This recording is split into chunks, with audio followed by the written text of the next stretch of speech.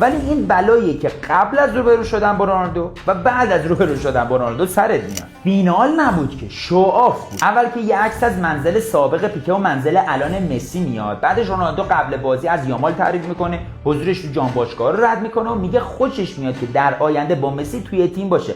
عفشه بابا، خوشت اومد. ولی یامال دایی جلو قاضی ملق بازی رونالدو نه تنها جام آورد، آقای گل جام هم شد، تو فینال هم گل زد و یامال برگردون تو جیب منده. رونالدو روبروی مالدینی متولد 1968 بازی کرده، روبروی یامال متولد 2007 هم بازی کرده. اصلا بحث سر سن رونالدو نیست که، هر کسی که اعتقاد داری بهترین اون نسله باید بیا جلو اسطوره‌های ما لنگ منده. یامال هم انگار باخت خیلی بهش نساخت و زودتر از بقیه رفت بیرون و برای اهدای جام پرتغال وای نستاد، گرچه این تنها سکانسی بود که یامالو بیرون از جیب مندس دید. هر هافبکی که فکر میکنی بهترینه تا وقتی بهترینه که جلوی برونو ویتینیو بازی نکرده باشن. عین فالورای تیرک، نازتو برم. من یه سوال دارم، چرا پپه میخواست از قهرمانی رونالدو پرتغال عکس بگیره؟ به رودری نگفت؟ رودری خیلی بهتر عکس میگیره. کل دنیا میدونستن موراتا پنالتی زن نیست الا دلافوئنته.